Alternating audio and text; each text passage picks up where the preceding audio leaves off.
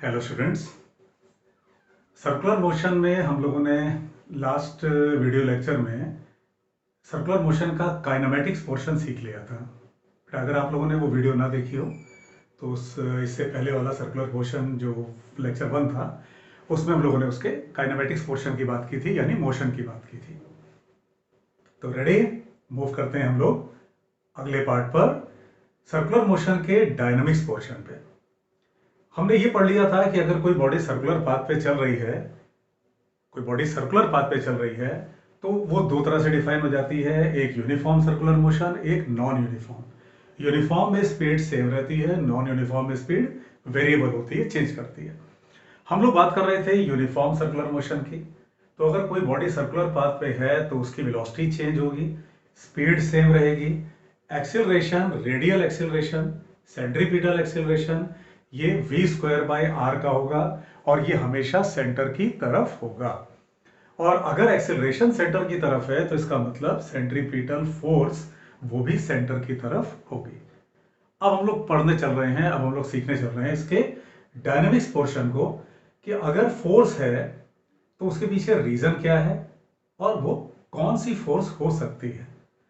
तो इससे पहले कि हम लोग इस टॉपिक को आगे बढ़ाएं, तो एक चीज आप लोग ध्यान देना, हम लोग इस टॉपिक में कई कंसेप्ट्स कवर करेंगे, तो आप लोग वीडियो को लास्ट तक देखना। हम लोग कोशिश करेंगे कि एक वीडियो में हम लोग कई कंसेप्ट्स को कवर कर लें, तो आप लोग लास्ट तक पूरे वीडियो को कवर करना। हम लोग कई कंसेप्ट्स को कवर करने चल रहे हैं। एक बात हम लोग और ध्यान रखें, सेंट्रीपिटल फोर्स अपने आप में कोई नई फोर्स नहीं होती। कई बार हमने स्टूडेंट्स को कंफ्यूज देखा है इसमें कि वो ये सोचते हैं कि सेंट्रीपिटल फोर्स एक नई फोर्स है। नहीं, नेचर की जितनी फोर्सेस हैं, जैसे अगर हम 4 फोर्सेस की बात करते हैं तो न्यूक्लियर फोर्स को 2 हिस्से में बांट दिया जाता है, strong and weak, and electromagnetic force, gravitational force. ये कोई अलग 5वीं किस्म की फोर्स नहीं है। कोई भी फोर्स सेंट्रीपिटल फोर्स का काम कर सकती है।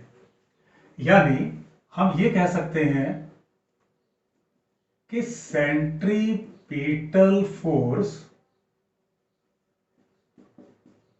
जिसे हम लोग मैथमेटिकली Fr से रिप्रेजेंट करेंगे, ये कोई नई फोर्स नहीं है। कोई भी फोर्स सेंट्रीपिटल फोर्स का काम कर सकती है। फॉर एग्जाम्पल, अगर हम ये कहते हैं कि हमने किसी धागे से बांध के पत्थर को हम किसी हॉरिजॉन्टल टेबल पर हम उसे सर्कुलर पाथ में मूव करा रहे हैं। हॉरिजॉन्टल सर्कल हमने इसलिए बोला आपसे कि वो टेबल पर अगर है तो उसका वेट नॉर्मल फोर्स से बैलेंस हो रहा होगा, हमें सिर्फ उसके जो सर्कुलर मोशन है उसी को कंसीडर करना पड़ेगा।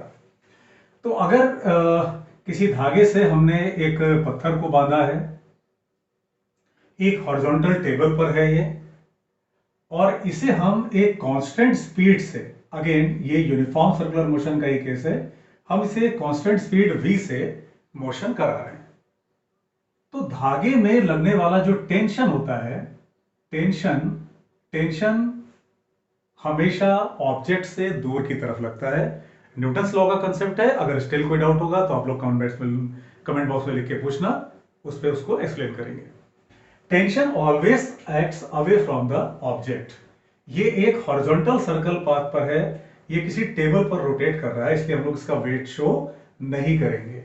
जब इसी को हम नॉन यूनिफॉर्म सर्कुलर मोशन में पढ़ते हैं, जब वर्टिकल सर्कुलर मोशन होता है तो वहां इसके वेट को भी कंसीडर करना पड़ता है। फिलहाल यहां नहीं करेंगे। तो यहां पे टेंशन सेंट्रीपिटल फोर्स को प्रोवाइड कर रहा है, सेंट्रीपिटल फोर्स को प्रोवाइड कर रहा है।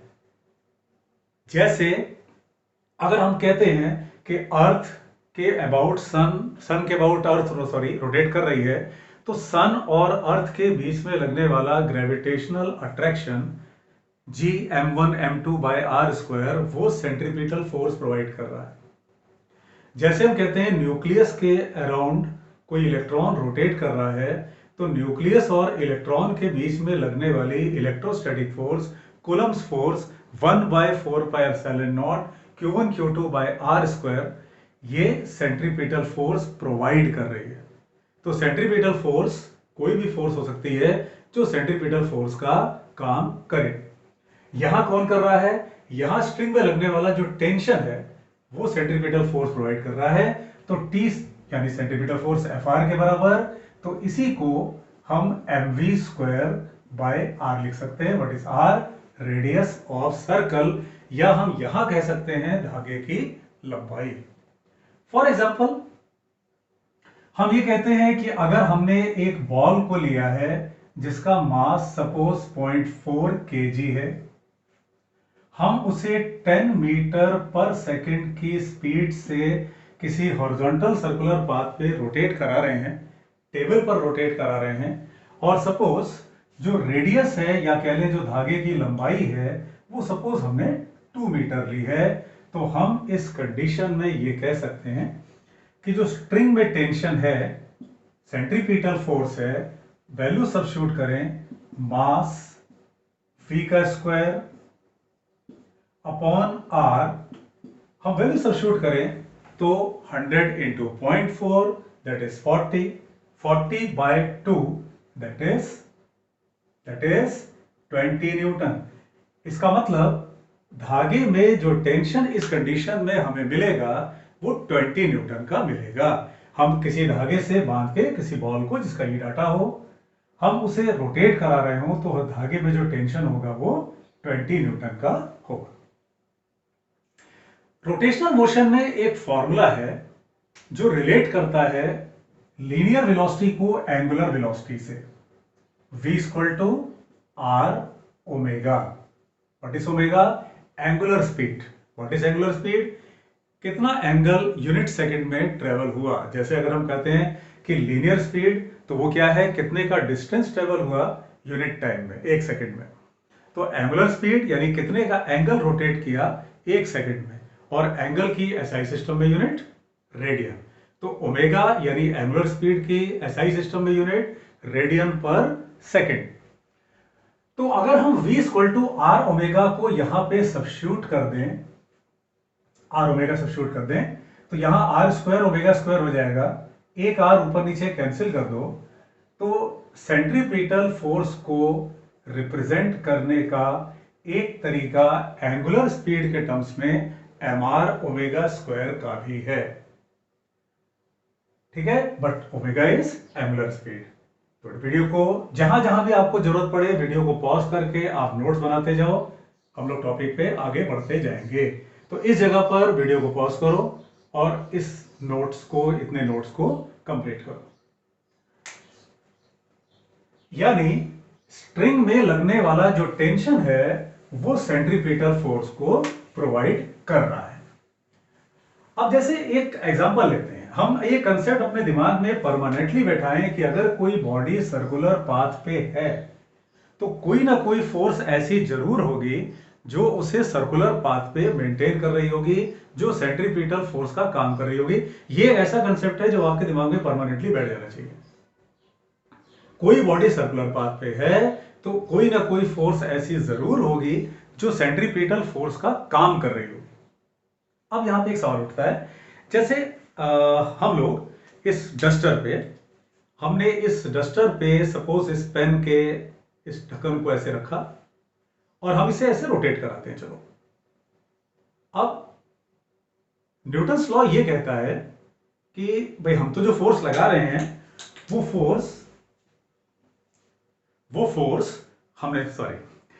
जो फोर्स लग रही है वो फोर्स तो इस पे लग रही है।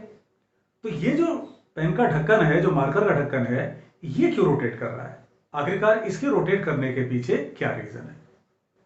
ये कंसेप्ट है टर्न टेबल का। ये कंसेप्ट है जो ऐसे क्वेश्चंस मिलते हैं जिसमें फैन ब्लेड है, उस पर किसी ऑब्जेक्ट को रखें और वो रोटेट कर रहा हो। तो आखिरकार ये जो ऑब्जेक्ट इस डस्टर पे रखा गया, तो डस्टर को अगर हम रोटेट करा रहे हैं तो ये क्यों रोटेट कर रहा है? कोई ना कोई फोर्स जरूर जिम्मेदार है जो इसको रोटेट कराने के लिए जो रिस्पॉन्सिबल है, जो घुमा रही है इसको। सीखते हैं, चलो अब सीखते हैं इस कंसेप्ट को, जिसे आप कई तरह से डिफाइन कर सकते हो, जिसे आप टर्न टेबल का कंसेप्ट भी कह सकते हो, जिसे आप फैन ब्लेड्स जो होते हैं, फैन पर कोई ऑब्जेक्ट रखा है फैन ब्लेड पर, तो सारे जो कंसेप्ट्स हैं वो कॉमन है। टर्न टेबल, टर्न टेबल यहां पे हॉरिजॉन्टल है, एक हॉरिजॉन्टल टेबल है, एक हॉरिजॉन्टल टेबल है, ये उसका एक्सिस हो गया, और ये रोटेट कर रही है सपोज एंगुलर स्पीड ओमेगा से। हमने एक ऑब्जेक्ट को रखा है, ये हॉरिजॉन्टल टेबल है, आप ध्यान देना, जैसे ये टेबल, जैसे मान लो कुछ देर के लिए इसे आप अपने टेबल की तरह ज्यूम कर लो, ऐसे रोटेट कर रहा है। हमने एक ऑब्जेक्ट को रखा इससे कुछ x की दूरी पर, ये एक्सिस ऑफ रोटेशन है, हॉरिजॉन्टल टेबल है, एक ब्लॉक है जिसका मास है m, और हम ये एज्यूम करते हुए इस कंसेप्ट को आगे बढ़ाएंगे कि जो ऑब्जेक्ट है वो टेबल के साथ साथ रोटेट कर रहा है, गिरा नहीं। गिरता कब है? जब स्पीड ज्यादा हो। ये concept non uniform circular motion का है कि क्यों ऐसा होता है कि अगर हम किसी ऑब्जेक्ट को इस पर रख के धीमे धीमे घुमाएं तो वो साथ साथ घूमता है, लेकिन अगर हम तेज घुमा दें तो वो गिर जाता है। ये concept non uniform circular motion का है, हम लोग उसे वहां कवर करेंगे। फिलहाल वो साथ साथ रोटेट कर रहा है, हम ये मानते हुए पढ़ रहे हैं, ठीक है। हमने एक टेबल पर ऑब्जेक्ट को रखा, वो टेबल रोटेट कर रही है विद एंगुलर वेलोसिटी ओमेगा, और एक ऑब्जेक्ट को उससे सेंटर से या कह लें एक्सिस ऑफ रोटेशन से, या हॉरिजॉन्टल टेबल है, एक्स की दूरी पर रखा। कौन सी फोर्स है जो इसे सेंट्रीपिटल फोर्स प्रोवाइड कर रही है? Frictional force. यहां फ्रिक्शनल फोर्स इसे सेंट्रीपिटल फोर्स प्रोवाइड कर रही है। कैसे हो रहा है ये काम? इस ऑब्जेक्ट पर फ्रिक्शनल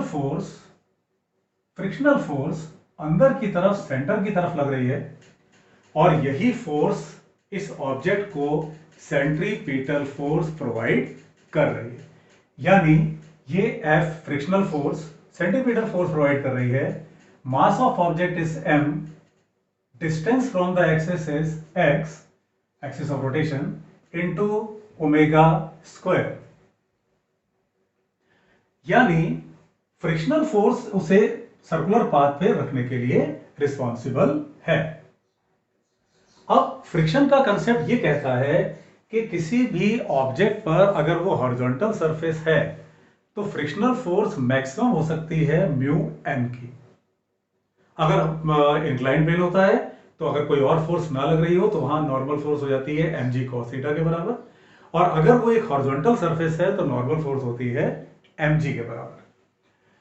यानी अगर हम एक्सट्रीम केस की बात कर रहे हो, यानी फ्रिक्शन फोर्स अपनी मैक्सिमम वैल्यू पर काम कर रही हो, तो यहीं से हम रिलेशन लिख सकते हैं फ्रिक्शनल फोर्स को mu N, what is N? Normal force. और चूंकि वो हॉरिजॉन्टल टेबल है तो इसी को लिखा जा सकता है म्यू एम जी, और यही सेंट्रीपिटल फोर्स प्रोवाइड कर रहा है, तो एम एक्स ओमेगा स्क्वायर, मास हम देख सकते हैं कैंसिल हो रहा है। यानी ओमेगा जो हमें एंगुलर स्पीड मिल रही है, ये मैक्सिमम एंगुलर स्पीड है जिससे कि हम इसे रोटेट करा सकते हैं विदाउट स्लिपिंग। वो ऑब्जेक्ट वहां से स्लिप ना करे, वो ना गिरे, तो ये उसकी मैक्सिमम पॉसिबल एंगुलर स्पीड है। ये हम मैक्सिमम किस हिसाब से कह दे रहे हैं? यानी अगर मान लो टर्न टेबल का रेडियस है 1 मीटर, हमने ऑब्जेक्ट को रखा है सपोज हाफ मीटर पे, 0.5 मीटर पे, तो ये वैल्यू तो फिक्स हो गई, मास ऑलरेडी फिक्स है, ओमेगा वेरिएबल है। आप इसको एक प्रैक्टिकल के तौर पे, एक इंटरेस्टिंग एक्सपेरिमेंट आप करके देख सकते हो। आप ऑब्जेक्ट को रखो और धीरे धीरे घुमाओ, साथ साथ चलेगा ये, लेकिन अगर आप झटके से घुमाओ, तेज घुमाओ, स्पीड बढ़ाते चले जाओ, तो एक समय बाद ये गिर जाएगा। तो ये ओमेगा मैक्सिमम किस लॉजिक से बोल दिया जा रहा है? ओमेगा मैक्सिमम किस लॉजिक से बोल रहे हैं? क्योंकि एक्स फिक्स हो गया, मास फिक्स है, म्यू अगर दोनों सरफेसेस जो कांटेक्ट में है वो अगर सेम है तो म्यू सेम हो गया, जी ऑलरेडी फिक्स है। तो m आपने कैंसिल किया, आपको ओमेगा यहां से कितना मिल गया? x को नीचे ले आओ, रूट में म्यू जी बाय एक्स। ये उसकी मैक्सिमम पॉसिबल एंगुलर स्पीड हो सकती है। यानी अगर इसी बात को हम एक एग्जांपल पर रखें, हम ये कहें कि जो सरफेस है इस पर इसके और ऑब्जेक्ट के बीच का फ्रिक्शन कोफिशिएंट सपोज 0.4 है, और हमने इस रोटेटिंग टेबल के सेंटर से 0.2 मीटर की दूरी पर इस ऑब्जेक्ट को रखा है। कोई टर्न टेबल है, रोटेट कर रही है। हमसे एग्जामिनर ये पूछता है कि बताइए हम टर्न टेबल की मैक्सिमम पॉसिबल स्पीड कितनी रखें ताकि ताकि वो ऑब्जेक्ट साथ साथ रोटेट कर सके, वो स्लिप ना करे, वो स्लाइड करके बाहर ना गिरे। तो अब यहां से हम डाटा पुट करें, जी की वैल्यू को हम लोग 10 ले लेंगे, जी की वैल्यू को हम लोग 10 ले लेंगे। हम डाटा सब्स्टिट्यूट करें तो 0.4 अपॉन 0.2 काट दे इसको, तो रूट में हमें मिला 20। ठीक ना? यस, 40 बाई 0.4 इंटू 10 4 बाई 0.2 ऊपर लेके 10 को दो 20, यानी रूट 20 या उसको 2√5 भी कह सकते हो, रेडियन पर सेकेंड। तो ये वो मैक्सिमम पॉसिबल स्पीड है जो उस टर्न टेबल की हो सकती है ताकि ऑब्जेक्ट उसके साथ साथ में रोटेट करे। तो ये √20 है। अगर हम √10 से चलाएं उसको, हम √5 से चलाएं उसको, हम √4 यानी 2 से चलाएं उसको, तो ऑब्जेक्ट साथ साथ रोटेट करेगा। हाँ, अगर हम इसको √21 कर दें, √22 कर दें, यानी ओमेगा की वैल्यू इससे ज्यादा कर दें, तो उस कंडीशन में ऑब्जेक्ट को जो घूमने के लिए साथ साथ में जो सेंट्रीपिटल फोर्स की रिक्वायरमेंट होगी वो ज्यादा हो जाएगी, फ्रिक्शन उतनी फोर्स दे नहीं पाएगी, ऑब्जेक्ट स्लाइड कर जाएगा। अगेन आज के वीडियो लेक्चर में हम लोग कई कंसेप्ट्स कवर कर रहे हैं।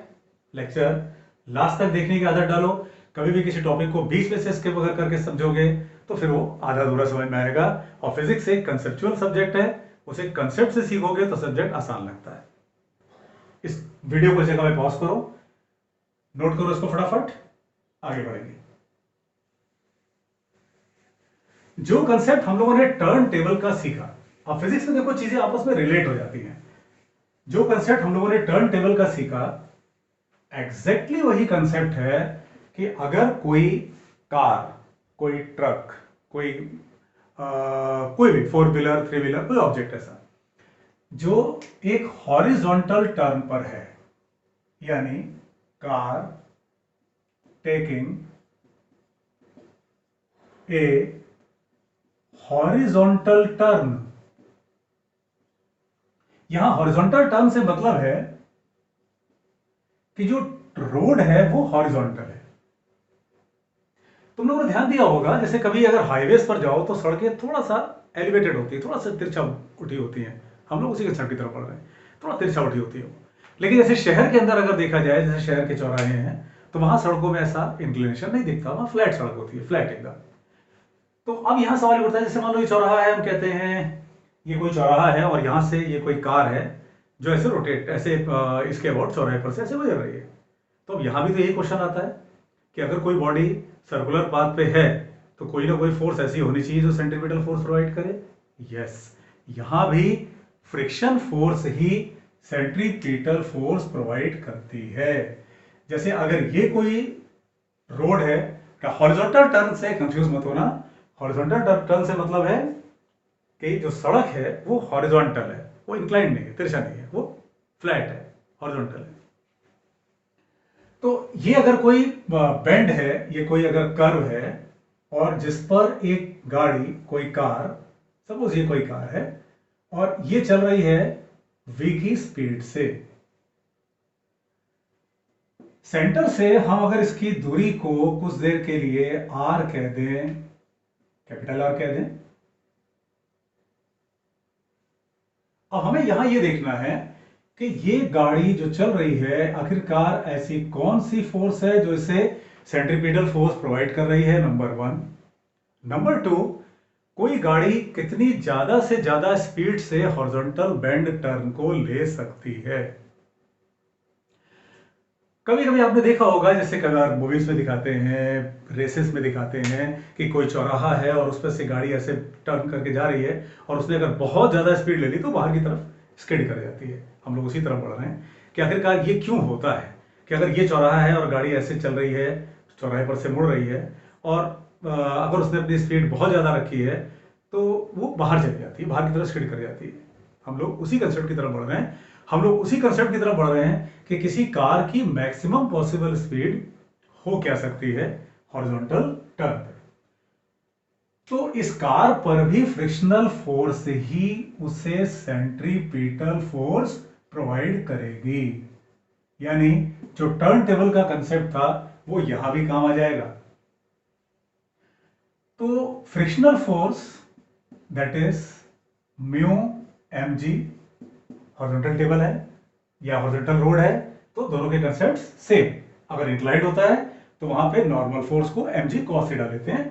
फिलहाल ये रोड फ्लैट है, हॉरिजॉन्टल है, तो mu N N equal to m g, ये बराबर m v square by r. Friction force उसे कहां तक सेंट्रीपिटल फोर्स प्रोवाइड कर पाएगी, ये वो वाली बात हो रही है। इंटरेस्टिंग बात जो आपने टर्न टेबल में देखा वो यहां भी है, मास कैंसिल। यानी जो स्पीड है, चाहे वो रोटेशनल स्पीड थी टर्न टेबल की, चाहे यहां पे लीनियर स्पीड है कार के, ट्रक की, ये इस बात पे डिपेंड नहीं करता कि उसका मास कितना है। यानी वो कार में एक अकेला आदमी बैठा है, कार में 4 लोग बैठे हैं, ट्रक खाली है, ट्रक में एक ट्रक पूरा भरा हुआ है, इन सब से कोई मतलब नहीं है। यानी ये डिपेंड करेगा किन चीजों पर। मास कैंसिल हो गया, ध्यान देना, ऊपर ले आओ इसको। तो इसका मतलब v, जैसे वहां हम लोगों ने एंगुलर स्पीड निकाला था, यहां पे लीनियर स्पीड, तो ऊपर ले जाओ इसको, तो v इक्वल टू रूट में म्यू जी आर। अगेन ये मैक्सिमम स्पीड है, जैसे वहां ओमेगा मैक्सिमम स्पीड थी। क्यों? क्योंकि हम फ्रिक्शन से उसकी मैक्सिमम पॉसिबल वैल्यू डिमांड कर रहे हैं। फ्रिक्शन की वैल्यू इससे ज्यादा नहीं हो सकती।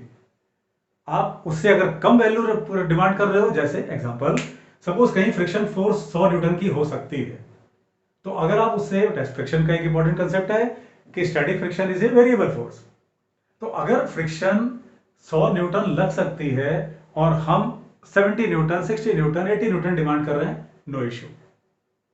लेकिन अगर 100 न्यूटन से ज्यादा की डिमांड हम करेंगे तो वो फ्रिक्शन फोर्स उसे सेंट्रीपिटल फोर्स प्रोवाइड नहीं कर पाएगी, कार बाहर की तरफ स्किड कर जाएगी।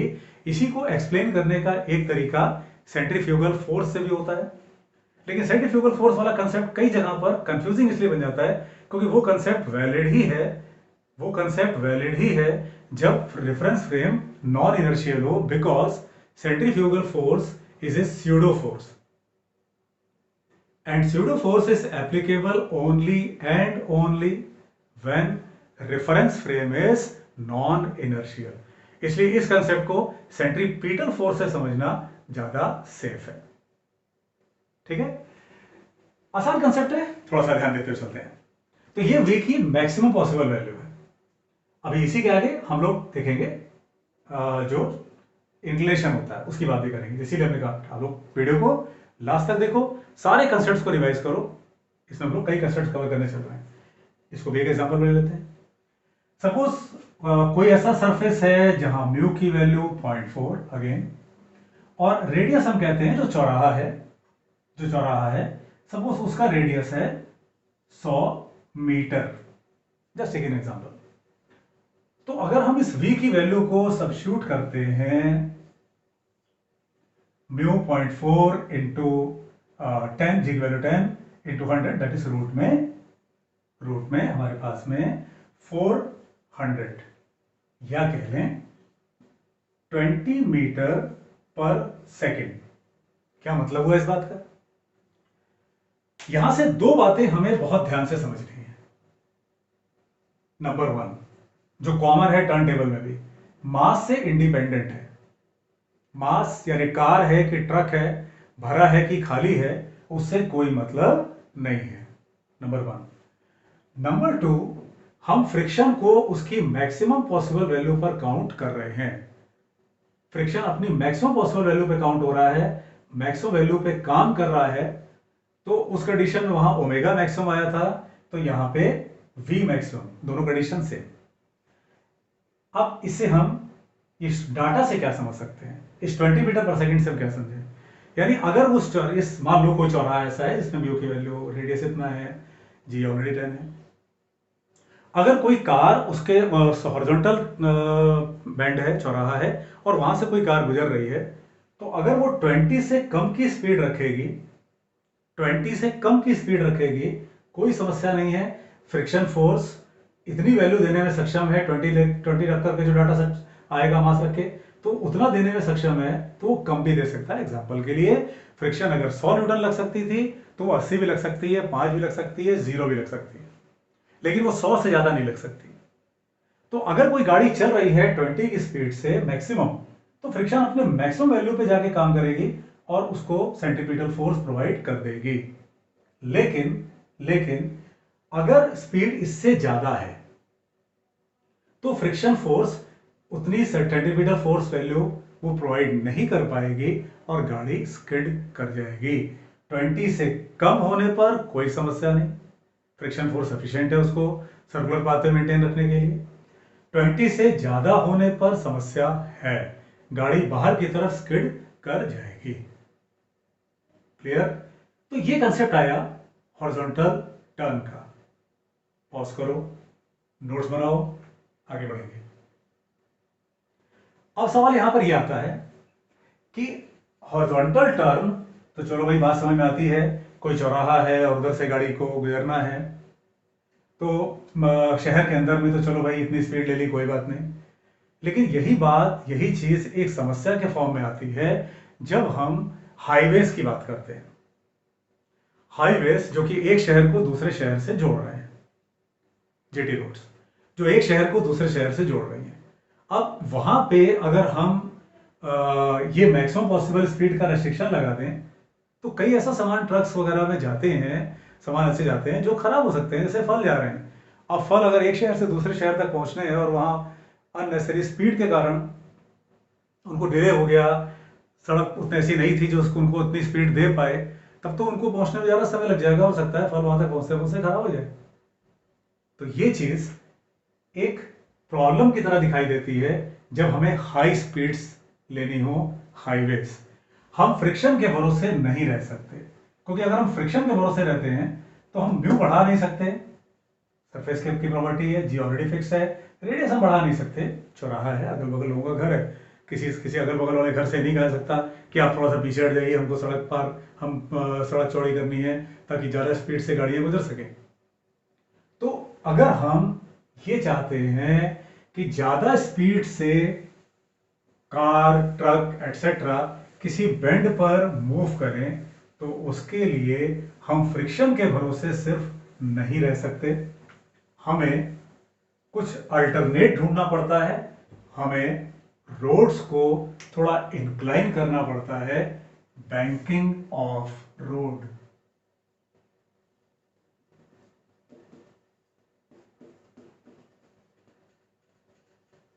ये चीज बड़ी क्लियर दिखाई देगी आपको अगर आप हाईवेज पर ध्यान दें। जैसे कभी आप हाईवेज पर जा रहे हैं तो आप देखेंगे, जैसे अगर सड़क आगे जाके बेंड हो रही है तो आप देखेंगे थोड़ा सा वो इंक्लाइन होती है। जैसे अगर सड़क ऐसे आ रही है, थोड़ा सा इंक्लाइन होती है, थोड़ा सा इंक्लाइन होती है। वो इसीलिए कि ज्यादा स्पीड से गाड़ियां उस पर से गुजर सके। अब हम लोग ये सीखेंगे कि आखिरकार इस इंक्लिनेशन का उस स्पीड के साथ में क्या रिलेशन है। बैंकिंग ऑफ रोड, इसमें करते क्या है, सड़क को थोड़ा सा तिरछा बना देते हैं। अब फिगर में हम लोग उसको इतना बड़ा दिखा रहे हैं, ऑब्वियसली इतनी ऊंचाई नहीं ली जाएगी। इंक्लाइन प्लेन जैसा कंसेप्ट यहाँ पर कंसेप्ट भले चल जाए, लेकिन उतना ऊंचा एंगल हम नहीं लेंगे, थोड़ा सा हल्का सा एंगल रहता है। बस फिगर को कंसेप्ट क्लियर करने के लिए हम लोग इतना बड़ा बना रहे हैं। यानी सड़क कुछ ऐसे है, ये सड़क कुछ ऐसे है, ये सड़क इस तरह से आ रही है, ये कोई पीछे सड़क ऐसे आ रही है, सड़क ऐसे जा रही है।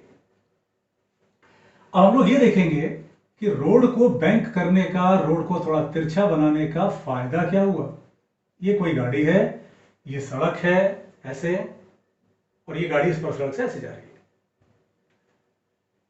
अब इसको ऐसा बनाने से हमें फायदा क्या मिला, चलो देखते हैं। वेट इसका बल्कि चलो एक ही पॉइंट पे शो करते हैं। वेट इसका डाउनवर्ड लग रहा होगा, mg, और हर चीज को अपने सेंटर की तरफ खींचती है। नॉर्मल फोर्स सरफेस के परपेंडिकुलर लग रही होगी।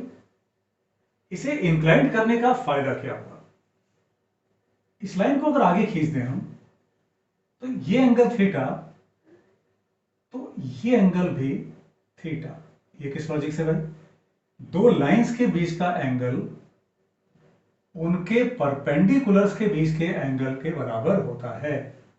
फिर से देखो, ये दो लाइंस के बीच का एंगल थीटा है, ये परपेंडिकुलर गिराया गया इस लाइन पे सरफेस पर, ये mg की लाइन है परपेंडिकुलर इस लाइन पे, तो इनके बीच का एंगल थीटा, दो लाइंस के बीच का एंगल उनके परपेंडिकुलर्स के बीच के एंगल के बराबर होता है। वेक्टर का कंसेप्ट कहता है कि आप किसी वेक्टर को उसके दो परपेंडिकुलर कंपोनेंट्स में रिजॉल्व कर सकते हो। n का इधर एक कंपोनेंट तोड़ो, कौन सा कंपोनेंट टूटेगा, n cos थीटा, एक कंपोनेंट इधर आ जाएगा n sin थीटा। तो इससे करने से फायदा क्या हुआ, हमें एक एडिशनल फोर्स मिल गई n sin थीटा। दूसरी बात आप ये भी ध्यान दो कि इसमें कहीं भी आपने फ्रिक्शन को कंसीडर नहीं किया है, फ्रिक्शन की अभी आपको जरूरत ही नहीं पड़ी इसके रोटेशन में, सर्कुलर पाथ में। तो n sin थीटा ये सेंट्रीपिटल फोर्स को प्रोवाइड कर देगा और n cos थीटा ये इसके वेट को बैलेंस कर लेगा। अब आप इसको अगर डिवाइड कर दो तो left hand side tan theta divide कर दिया, m कैंसिल हो गया, डिवाइड कर दिया m अगेन कैंसिल हो गया, तो v square by rg।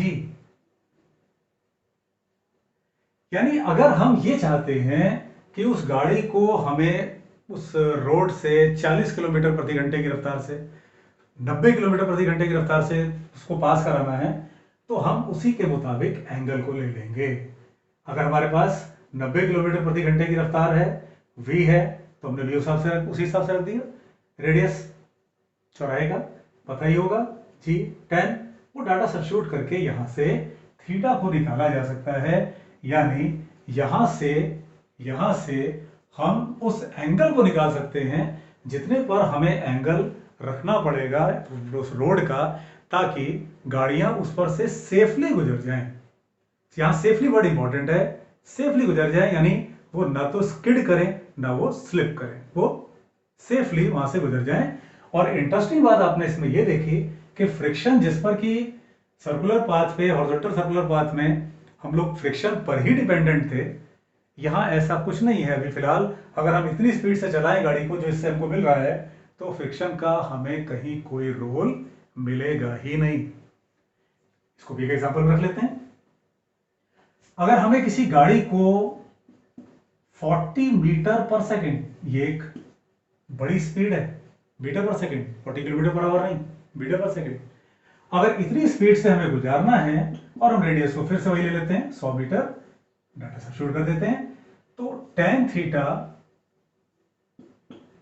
Theta v square by r g, that is 1600 by 1000, हम इसे 1.6 कह सकते हैं, हम इसे 8/5 भी कह सकते हैं। यस, हम इसे काट दें तो 8/5 भी कह सकते हैं, हम इसे 1.6 भी कह सकते हैं। यानी हमें उस रोड को tan इनवर्स 8/5 इतने पर इंक्लाइंड करना होगा, बैंक करना होगा, ताकि गाड़ियां इतनी स्पीड से उस पर से सेफली गुजर जाएं। फाइन, होप स्टूडेंट्स आपको ये चीज क्लियर हुई होगी। अगर इसमें कोई भी ऐसा कोई डाउट है, आप उसको कमेंट बॉक्स में लिख के पूछो, इसको रिवाइज करो और जो बुक्स में क्वेश्चंस हैं उन्हें सॉल्व करो।